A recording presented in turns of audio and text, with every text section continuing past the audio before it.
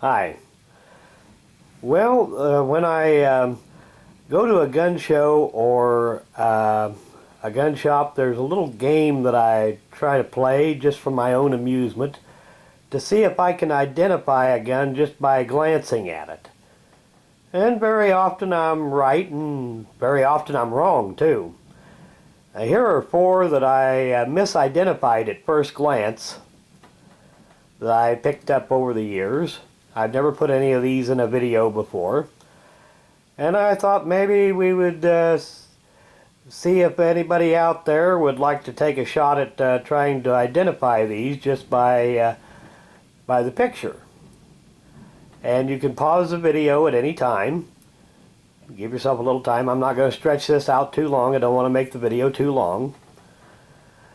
So anyway, I will give you a few hints here. When I first saw this one here, the first thing that came to mind was a Smith & Wesson Model 17. It is, let's see if I can reach around the camera here. See, it is a 22.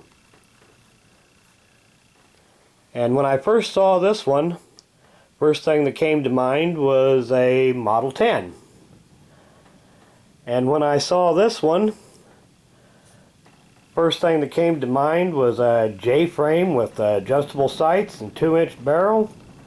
Must be a Smith & Wesson Model 50, the Chief Special target.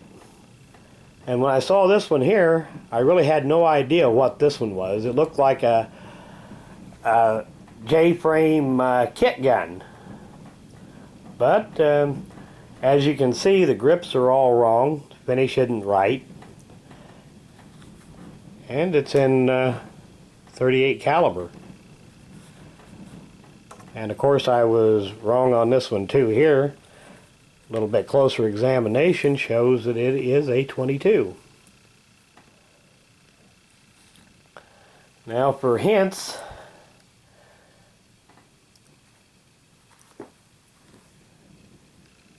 you can see here, notice that has a shrouded ejector rod.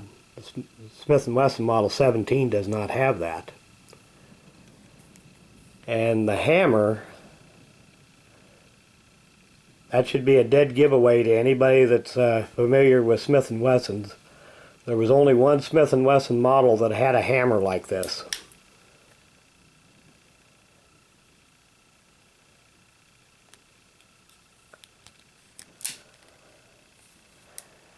Now, this one here does appear to be a Smith & Wesson Model 10, but it is not. Now, by now, I suppose everybody has had time to make their guesses, pausing the video or whatever. So what this one here actually is, this is a Smith & Wesson Model 53. And of course it is chambered in 22, but it's not 22 long rifle.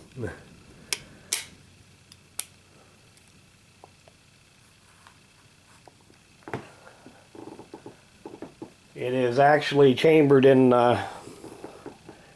22 Remington Jet.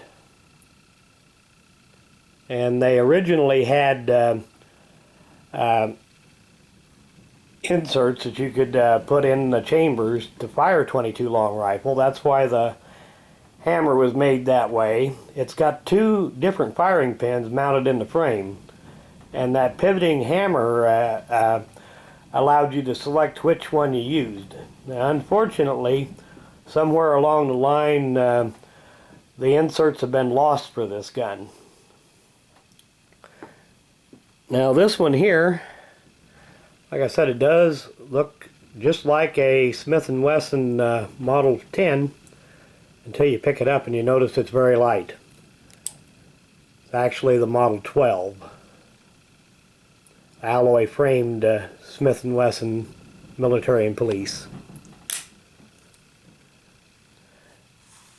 And this one here, of course, like I said, at first glance I thought that it was a Model 50. But the Model 50s always had a square butt instead of a round butt. And of course they were 38 special 5-shot instead of a 22 long rifle 6-shot. And it is of course a Model 34. But you don't often see the Model 34 with a 2-inch barrel. They're almost always a 4-inch barrel. Now this one here really had me mystified until I really examined it close. Of course it is a Rossi, which is a very close copy of a Smith & Wesson, just not quite as high a quality. They're still a decent gun, they're just not, the fit and finish isn't up to Smith & Wesson standards, but they work okay. And you even find the model designation in the same place that you would on a Smith & Wesson. And this is a Rossi Model 38. And essentially it is a 5-shot 38 caliber kit gun. Kind of an odd little gun, but the price wasn't too high, so I went ahead and picked it up anyway. Even though I don't usually go in that much for the Rossis, but it's a nice little gun.